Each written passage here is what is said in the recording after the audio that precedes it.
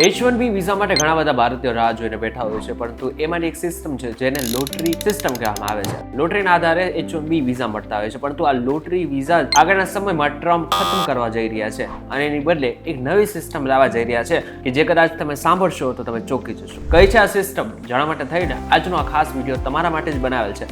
આ વિડીયો એકવાર પૂરો જોઈને જજો. Hello, ladies and gentlemen. This is your captain speaking. We'll be landing in the airport in just a few minutes. What's up guys, welcome to Way This. My name is Karan Charotra.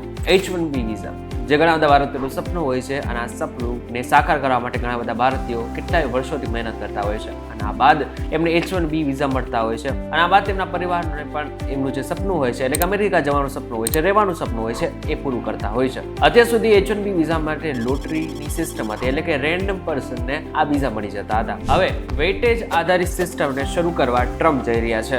આનો મતલબ સીધો એવો થયો કે તમારું વેતન, લાયકાત, અનુભવ જેવા પરિબળોનું વજન ગણવામાં આવશે. એટલે કે તમારો પગાર જેટલો ઊંચો હશે, તમારી ડિગ્રી જેટલી ઊંચી હતી, તમારી લાયકાત અને અનુભવ જેટલો ઊંચો હશે એ પ્રમાણે તમને આ વિઝા મળશે. જેટલું વધુ એટલો વિઝા પાકો. H1B વિઝામાં ભારતીયોનો જે હિસ્સો છે ને એ 70 થી 77% સુધીનો છે. 2023માં 3.86 લાખ વિઝામાંથી 2.79 લાખ ભારતીયોને આ વિઝા ફાળવવામાં આવ્યા હતા. નવી સિસ્ટમથી ઉચ્ચ લાયકાત અને સારા વેતનવાળા ભારતીય પ્રોફેશનલ્સને ફાયદો થશે, પણ ઓછા વેતનવાળી IT આઉટસોર્સિંગ નોકરીઓ પર આધારિત ભારતીય કંપનીઓ જેમ કે ઇન્ફોસિસ, TCS, વિપ્રોને નુકસાન થઈ શકે છે. એક આંકડા મુજબ H1B વિઝાનું જે સરેરાશ વેતન છે એ $1,06,000 થી વધીને $1,72,000 સુધી પહોંચી શકે છે. H1B વિઝાની વાર્ષિક મર્યાદા 85,000 છે, જેમાંથી 20,000 વિઝા યુએસમાં માસ્ટર ડિગ્રી ધરાવતા લોકો માટે અનામત હોય છે. આ નવી સિસ્ટમ આ મર્યાદાને અસર કરશે, પરંતુ યુનિવર્સિટી ઓફ રિસર્ચ ઇન્સ્ટિટ્યુશન્સ આ કેપમાંથી મુક્ત રહેશે. એટલે કે આ યુનિવર્સિટી સિવાય બધા જ લોકોને આની અસર થઈ શકે છે, આ નવી સિસ્ટમની અસર થઈ શકે છે. પરંતુ આનાથી ફાયદો એકચ્યુઅલમાં ભારતના ઘણા બધા લોકોને થઈ શકે છે, જે લોકો પાસે મોટી મોટી ડિગ્રીઓ છે, જેમ કે ખાસ કરીને પ્રોફેસર્સ અને આની સાથે રિસર્ચર્સ જેટલા પણ લોકો છે એમને પહેલા ચાન્સ મળી શકે છે.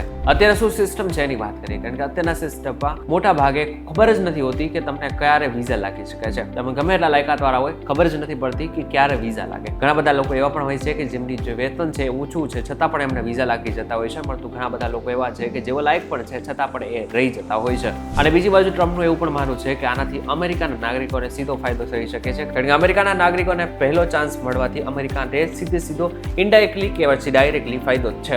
નવી સિસ્ટમમાં વિઝા આપતી વખતે એવા અરજદારોને પ્રાધાન્ય આપવામાં આવશે જે અમેરિકન લોકોની સ્પર્ધામાં ના આવે. એટલે AI, ટેકનોલોજી, એન્જિનિયરિંગ જેવા ક્ષેત્રોમાં ભારતીયો માટે હજુ પણ મોટી તક છે.